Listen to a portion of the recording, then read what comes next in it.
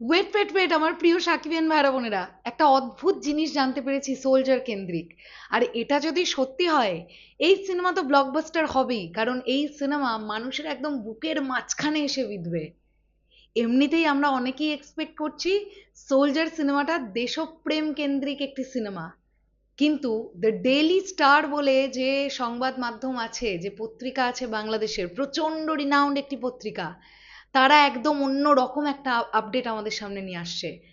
তারা বলছে সোলজার সিনেমায় মেগাস্টার শাকিব খানের ক্যারেক্টারটি নাকি একজন সাধারণ মানুষ, যে মানুষটা দুর্নীতি এবং সিন্ডিকেটের বিরুদ্ধে লড়াই করবে। এটা যদি হয়, ভাই এই সিনেমা এমনিই blockbuster.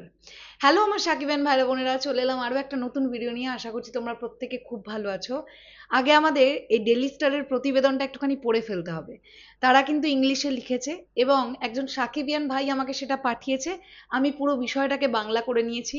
Exactly the daily star কি লিখছে চলো আমরা চট করে আগে দেখি, তারপরে আমরা আরেকটুখানি আলোচনা করবো এই বিষয়টাকে নিয়ে।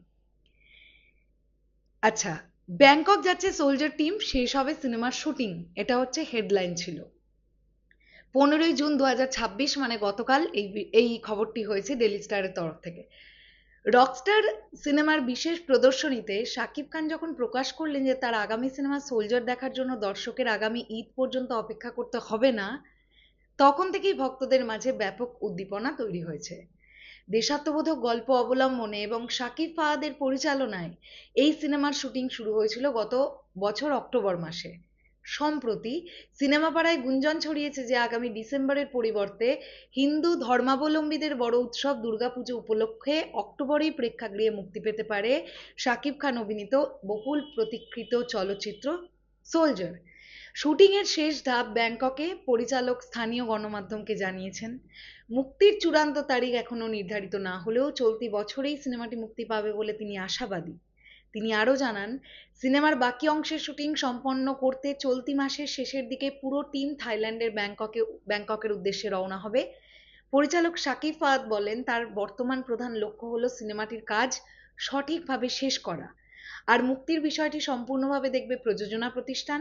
তার মতে অক্টোবর এবং ডিসেম্বর উভয় সময়ই ছবি মুক্তির উপযুক্ত সময়, তবে শুটিং পুরোপুরি শেষ হওয়ার পর সবার সাথে আলোচনা করেই চূড়ান্ত তারিখ ঘোষণা করা হবে। তিনি আরও যোগ করেন, ব্যাংকক থেকে ফিরে একটি গানের কিছু অংশের শুটিং শেষ করলেই ক্যামেরা ক্লোজ হবে, যা মূলত পুরো সিনেমার চিত্রগ্রহণের সমাপ্তি বলে ঘোষণা হবে। এইবার শোনো ছবির পটভূমি ও সাকিবের নতুন লুক। এখানে কি লেখা হচ্ছে, গত বছর সিনেমাটির নির্মাণ কাজের শুরুতে 34 সেকেন্ডের একটি মোশন ভিডিওর মাধ্যমে সোলজার ছবির আনুষ্ঠানিক ঘোষণা দেওয়া হয়েছিল। সেই ক্লিপ থেকে জানা যায় সোলজার মূলত সিন্ডিকেট এবং দুর্নীতির বিরুদ্ধে একজন সাধারণ মানুষের সংগ্রামের গল্প। এই লাইনটাই খুব অবাক করে দিয়েছে আমাকে। ভিডিওর একদম শেষের দিকে শাকিব খানের অবিন্যস্ত চুল, দাড়ি এবং কপালে এবং মুখে আঘাতের চিহ্ন সহ দেখা যায়, যেখানে তিনি তীক্ষ্ণ দৃষ্টিতে আকাশের দিকে তাকিয়ে চিৎকার করছেন। ঠিক সেই মুহূর্তেই ব্যাকগ্রাউন্ডে তার কণ্ঠে একটি সংলাপ শোনা যায়, দেশ কি আপনার জন্য নাকি আপনি দেশের জন্য।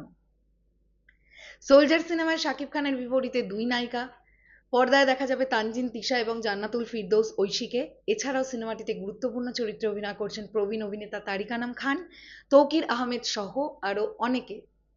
তোমাদের নিশ্চয়ই মনে আছে সোলজারের শুটিং চলাকালীন একটি বাজারের সিকোয়েন্স ভাইরাল হয়েছিল, যেখানে মেগাস্টার শাকিব খানকে দেখতে পাওয়া গেছিল তিনি ইন করে শার্ট পরে আছেন এবং তার সঙ্গে বেশ কয়েকজন হাঁটছেন। দেখে যেন মনে হচ্ছিল তিনি কোনো একজন অফিসার যিনি সিন্ডিকেটের বিরুদ্ধে লড়ছেন। তো এক্স্যাক্টলি কি হচ্ছে জানি না, তবে এই সিনেমার গল্প অত্যন্ত ভালো এবং অত্যন্ত হার্ট টাচিং হওয়া উচিত, তাহলে এই সিনেমাটাকে মানুষ কিন্তু লুফে নেবে, এটা আমার কোথাও গিয়ে মনে হয়। কারণ দেশের আগে দেশবাসীর কাছে কিছু হতে পারে না। শেষ করলাম ভিডিওটা, আসছি আবার খুব শিগগিরই। তাহলে এখনের জন্য টাটা।